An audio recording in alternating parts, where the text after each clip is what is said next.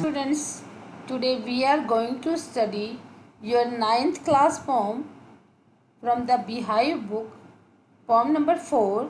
Name of the poem is The Lake Isle of Innisfree. This is written by William Butler Yeats. This poem is a lyric. It is a musical poem. It explores the poet's desire for calmness and peace of Innisfree, a place where he spent a lot of time as a boy. Innisfree is the name of a place. It is a very quiet place, and that is the reason the poet wants to go there. He had spent his childhood in this place where in Innisfree. He has very sweet memories of that place. That is why he wanted to go back to the lake island of Innisfree. Of the poem that goes like this. I will arise and go now and go to Innisfree, and a small cabin built there of clay and wattles made. 9 being those, will I have there a hive for the honeybee, and live alone in the bee loud glade. Let us see the meanings. Arise means stand up. Cabin means room.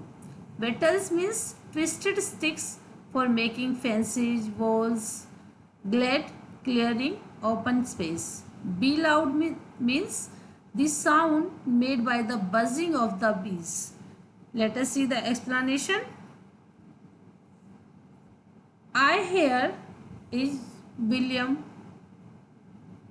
Butler Yeats. He says that he wants to go to Innisfree.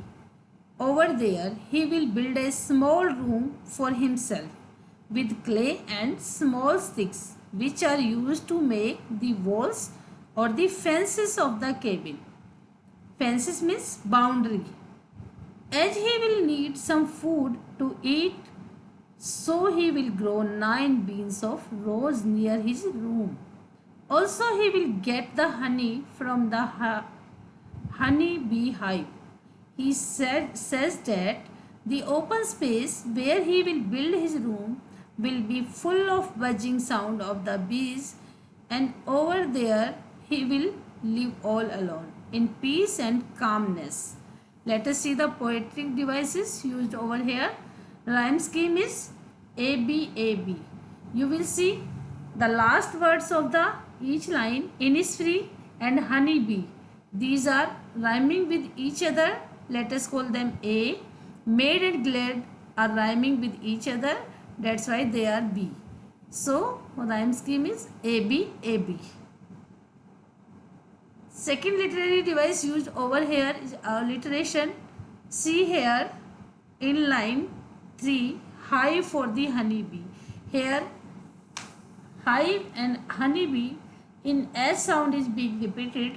That's why here is alliteration. The second stanza of the poem that goes like this. And I shall have some peace there, for peace comes dropping slow. Dropping from the wheels of the morning to where the cricket sings. There midnights all is a glimmer, and noon a purple glow, and evenings full of the linnet's wings. Wheels means parda, just covering. You can say a piece of fine material worn by women to protect or hide the face, means ghungat. Cricket, this is an insect related to the grasshoppers but with shorter legs. The male produces a characteristic musical chirping sound. Linnet, it is a small brown and grey bird with a short beak. Glamour means something which is shining. Let us see the explanation. In this stanza, the poet says that when in Innisfree, he will feel peaceful, and he says that the feeling of peace is felt slowly and gradually. He describes how he would feel peaceful in the morning when it is cloudy and the view is not very clear. Then it will appear as if the morning has worn a veil and has hidden itself. Looking at this scene will make him feel peaceful. Further, he says that when the male cricket insect will sing a song, that sound will bring him at peace. Also, at midnight, when he will see the twinkling stars in the open sky, their shine will give him peace. In the afternoon, when the sunlight will give a purple glow shine, it will also give him peace. During the evening, when he will see the linnet bird flying in the sky, then he will also feel peaceful and cheerful. Let us see the literary devices used over here. Rhyme scheme is the same, that is A B A B. Let us see. Slow and glow are rhyming together, so they are A. Sings and wings are rhyming together, they are B. So rhyme scheme is A B A B. Next literary device is personification.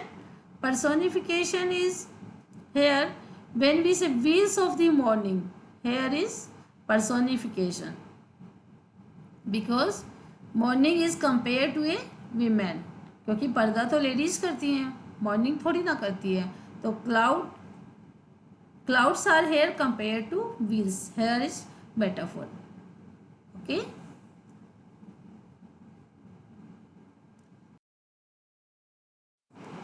Let us see the next stanza of the poem. That is the last stanza. I will arise and go now, for always night and day. I hear the lake water lapping with low sounds by the shore. While I stand on the roadway or on the pavement's grey, I hear it in the deep heart's core. Night and day means all the time. Lapping means striking, hitting. Heart's core means the innermost part of the heart. Pavement means raised surface of something. Okay. So let us see the explanation. In this stanza, the poet says that now he will stand up and go to Innisfree, because all the time the sound of the lake water striking the shore repeats in his mind. This sound attracts him towards the lake. Whenever he is either standing on the roadway or on the grey colored pavements, he hears the sounds deep in the innermost part of his heart. Let us see the literary devices used over here. First of all, rhyme scheme. Rhyme scheme is A B A B. You can see day and grey here in the last lines of first and third line. These we call A.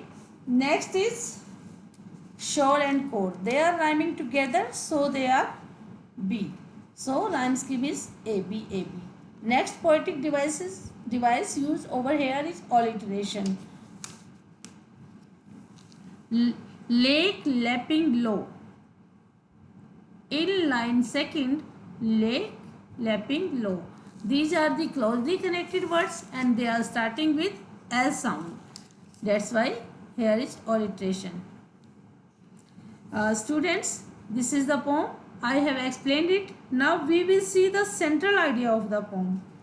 This poem reflects on the calmness of life.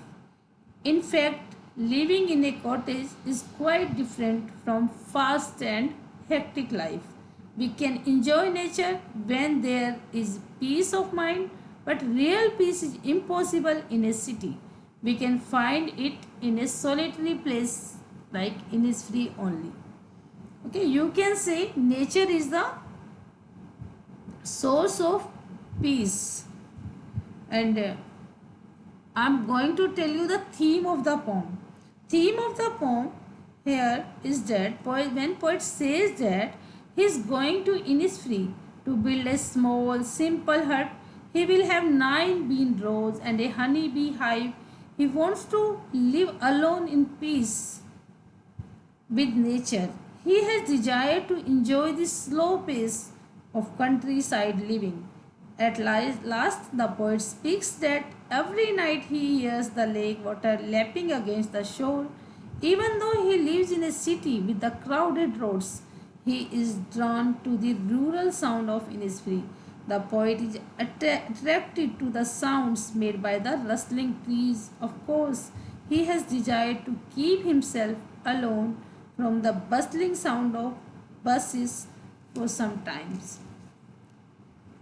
So, students, this is all. I hope you have understood. It's explained this here in this poem. His desire to go to Innisfree to live with nature. I hope you have understood. Thank you for watching the video.